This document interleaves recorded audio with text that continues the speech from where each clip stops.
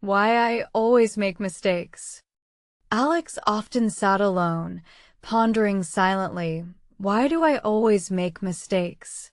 His journey with the English language felt like an endless, disheartening uphill climb, filled with frustrating pauses and forgotten words. Each attempt to speak aloud felt like a public performance, triggering a wave of intense anxiety that often silenced him before he even began a sentence. He yearned for a day when thoughts flowed freely. This constant self-doubt was profoundly debilitating for him. He diligently absorbed countless hours of English media, telling himself, listen and practice. Yet, despite all the podcasts and movies he consumed, the ability to actually converse confidently remained elusive, a distant, shimmering mirage. His passive intake far outweighed any active output, leaving him feeling perpetually stuck in a linguistic limbo. This gap between listening and speaking frustrated him daily. The persistent question, how make confidence in speaking, echoed relentlessly within his mind, a constant, nagging reminder of his perceived shortcomings. He understood intellectually that confidence grew with practice, but the initial courage to begin speaking seemed insurmountable. The fear of judgment loomed large, a dark cloud over every potential conversation he considered. He desperately needed a breakthrough strategy. He spent countless hours online, searching for the best way to learn English, only to be overwhelmed by a deluge of conflicting advice. Some gurus advocated for rigorous grammar drills, while others insisted on full immersion, no matter the cost. Alex felt utterly lost amidst the sea of methodologies, unsure which path would genuinely lead him to fluency. His confusion deepened daily. Then, one quiet evening, he stumbled upon an online forum discussing how to practice English in unconventional ways. A seasoned learner shared an anecdote about starting small, embracing imperfection, and speaking to oneself daily. This simple, actionable advice resonated deeply with Alex, offering a glimmer of hope he had not felt in months, finally providing direction. He decided to embark on a new approach, starting immediately. His first step was to consciously begin trying to think and speak exclusively in English, even during mundane daily tasks.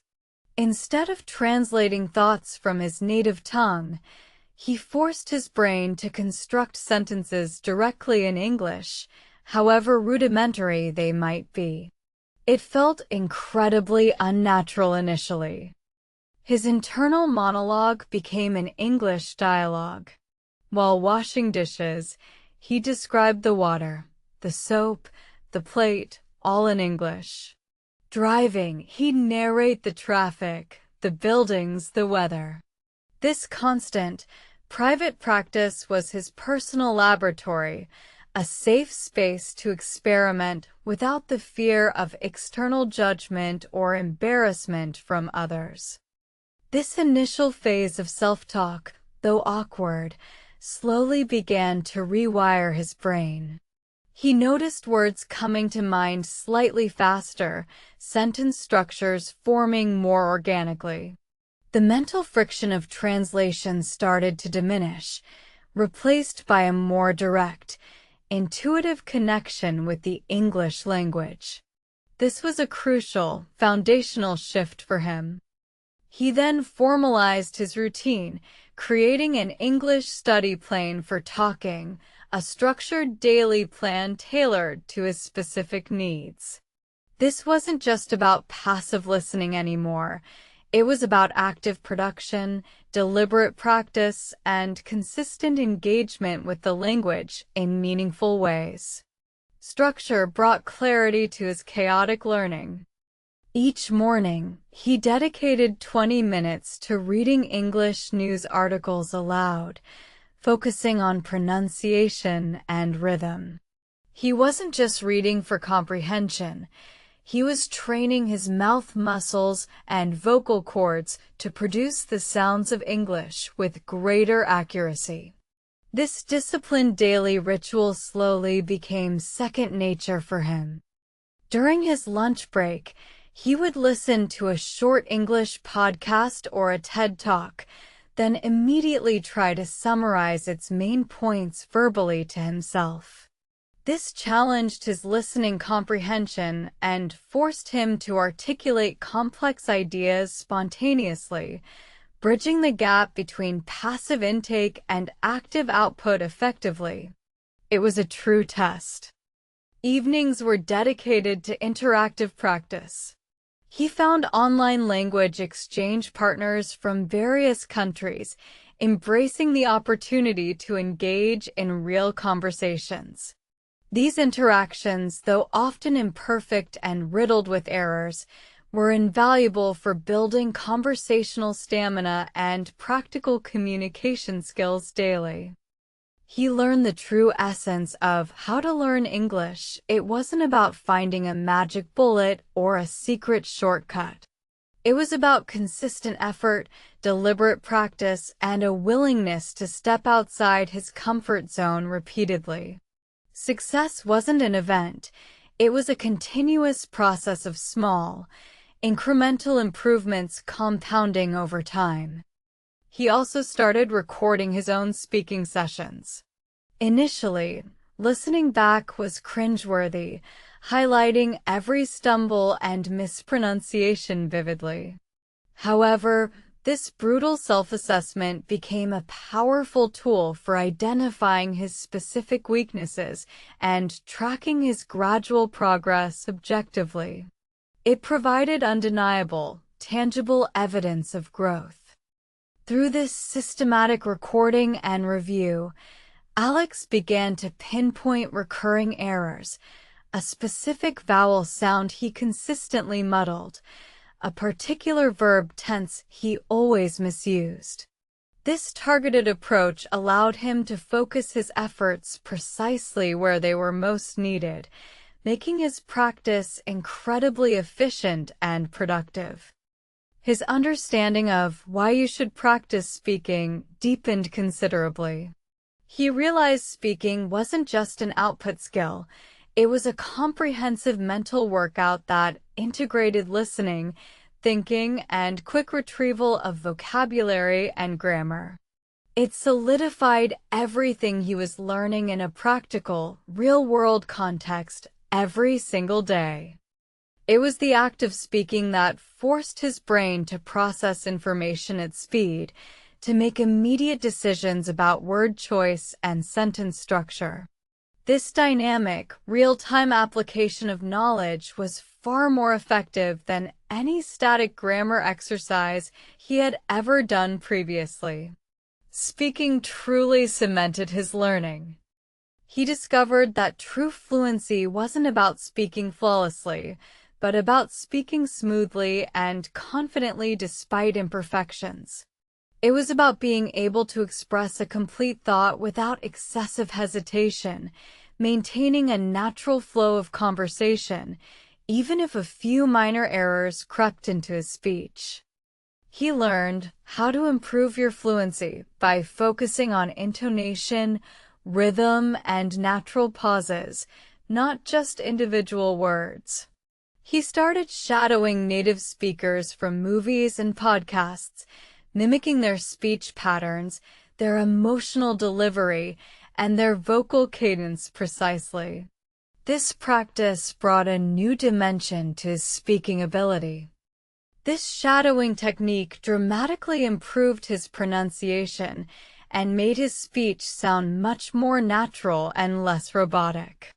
He wasn't just saying the words, he was embodying the sounds, the feelings, and the nuances of the language. It felt like learning to perform a piece of music. A crucial shift in his mindset occurred. He stopped viewing his mistakes as failures and instead saw them as valuable learning opportunities, stepping stones on his path to mastery. Each error provided direct feedback, highlighting an area that needed more attention, a concept to be re-examined and understood deeply. When he mispronounced a word, he would immediately look it up, practice it 5 times, and then try to use it in his next conversation. This proactive approach turned moments of embarrassment into productive learning experiences, transforming his perception of linguistic errors completely and utterly. His confidence began to genuinely blossom. He no longer dreaded conversations, but actively sought them out, embracing every chance to practice. The fear of sounding imperfect slowly receded, replaced by a genuine enthusiasm for connecting with others through the English language. He realized that everyone makes mistakes. Even native speakers occasionally stumble or use an informal phrase incorrectly. This realization liberated him from the impossible burden of perfection, allowing him to communicate freely and authentically without constant self-censorship and internal criticism. His journey was a testament to the power of consistent, deliberate effort. From his initial frustration and self-doubt, Alex had transformed into a confident, articulate English speaker. His voice, once hesitant and quiet, now resonated with clarity and purpose, reflecting his newfound fluency and ease. He began to share his story and his methods with other struggling learners, becoming a beacon of hope and practical guidance. Embrace the process, he would often advise, and don't be afraid to make 1,000 mistakes on your way to fluency. Each one teaches you something vital. He emphasized the importance of active listening, not just hearing, but truly engaging with the nuances of spoken English. Understanding intonation, stress, and natural speech patterns was just as crucial as understanding individual words or grammatical structures correctly. He encouraged others to find their own English study plan for talking, a personalized roadmap that fits their lifestyle and learning preferences.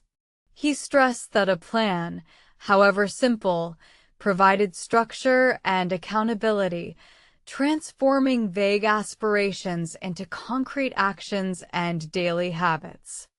Alex consistently reminded people that how to think and speak in English was not an innate talent, but a skill that could be cultivated through consistent mental exercise. It required conscious effort to bypass the translation stage, forcing the brain to directly process and formulate thoughts in the target language. He often shared his technique of describing his surroundings or daily activities silently in English. This constant internal monologue, he explained, built mental agility and fluency without the pressure of external performance, making it a powerful preparatory tool for real conversations. His message was clear: the best way to learn English is not a single, universally applicable method, but a combination of consistent practice, a growth mindset, and a willingness to adapt strategies based on individual progress and evolving needs over time. He preached the virtues of regular, even daily, practice, no matter how brief. 15 minutes of focused speaking or listening practice daily was far more effective than sporadic, hours-long sessions. Consistency, he found, was the undisputed champion in the race to fluency and mastery. He advised learners to be patient with themselves, understanding that progress is often nonlinear, with periods of rapid growth followed by plateaus. The key, he stressed, was to persist through the plateaus, trusting that breakthroughs were always just around the corner if one maintained effort. His transformation was not just linguistic, it was deeply personal. Overcoming his fear of speaking English had empowered him in other areas of his life, boosting his general confidence and self-esteem significantly. The linguistic journey had become a journey of self-discovery and personal growth.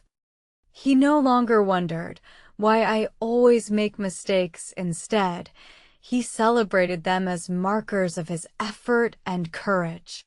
Each mistake was a battle scar, a testament to his willingness to try, to push boundaries, and to learn from his experiences without dwelling on imperfections. He had discovered that true confidence in speaking English came not from the absence of errors, but from the resilience to continue speaking despite them. It was about embracing the process, enjoying the journey, and valuing communication over flawless execution in any conversation. He often reflected on his early struggles, remembering the profound frustration and embarrassment. These memories now served as powerful motivators, reminding him of how far he had come and reinforcing the value of persistence and a positive mindset in the face of challenges. His daily English study plan for talking had evolved from a rigid schedule to an almost instinctive routine. Speaking English had become a natural extension of his thoughts, an effortless channel for expressing his ideas and connecting with others around the globe. He now actively sought out opportunities to speak, whether it was ordering coffee, asking for directions, or engaging in casual banter with strangers. Every interaction was a chance to refine his skills and solidify his newfound confidence in his own abilities. He understood that how to learn English was a lifelong endeavor, a continuous process of refinement and expansion. There would always be new vocabulary to learn, new nuances to grasp, and new cultural contexts to understand deeply and fully. But the fear was gone. The hesitation had vanished. He spoke with a clear, calm voice, his thoughts flowing unimpeded, a testament to years of dedicated listen and practice and consistent self-improvement in every aspect of the language. His journey was a living example of why you should practice speaking every single day. It transformed abstract knowledge into practical skill, theoretical understanding into confident, real-world communication with remarkable ease and fluidity. The ripple effect of his improved English extended into his professional life, opening up new opportunities for collaboration and international communication. He could now confidently participate in global discussions, contributing his unique perspectives effectively. He often told his peers, "How to think and speak in English is the ultimate level of language immersion." It means you're no longer translating, you're living the language, experiencing the world directly through its linguistic lens, without any intermediate steps. He had learned that how to make confidence in speaking was not about a sudden revelation, but about building it brick by brick, through countless small successes and the willingness to learn from every single perceived setback or minor error.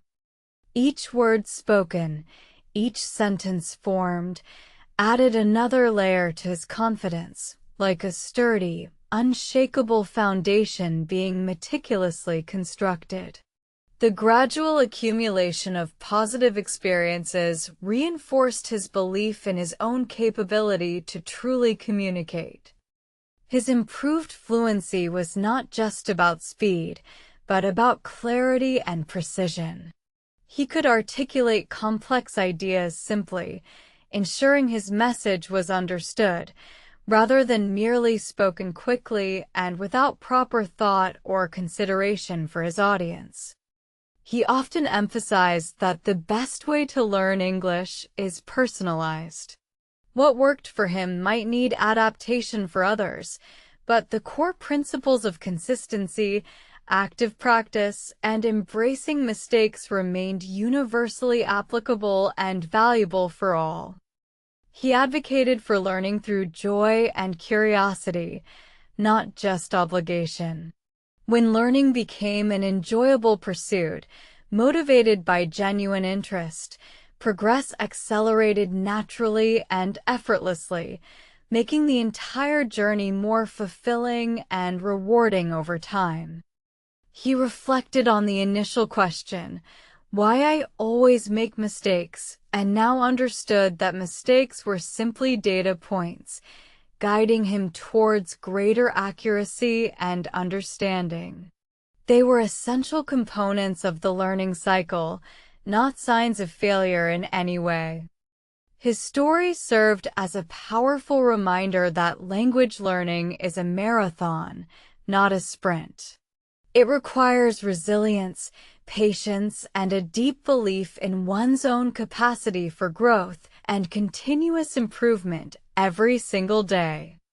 Alex, once hesitant and fearful, now spoke English with an ease that belied his earlier struggles. He had not only learned a language, he had transformed himself into a more confident, articulate, and globally connected individual through sheer determination. His journey was an inspirational narrative, proving that anyone, with the right mindset and consistent dedication, can overcome linguistic barriers and achieve fluency, no matter how daunting the initial challenges might seem to them. He stood as a testament to the idea that true fluency isn't about being perfect, but about being effective, courageous, and persistent in your pursuit of linguistic mastery and confident, clear communication with others. His final advice to anyone struggling: listen intently, practice relentlessly, and embrace every single mistake as a personal lesson. Your voice is waiting to be heard. Just unleash it. This mantra encapsulated his entire transformative journey and success. He understood that language learning was an ongoing adventure, a pathway to new cultures, new ideas, and new friendships. His English-speaking confidence had truly opened up an entire world of possibilities for him, forever changing his life for the better.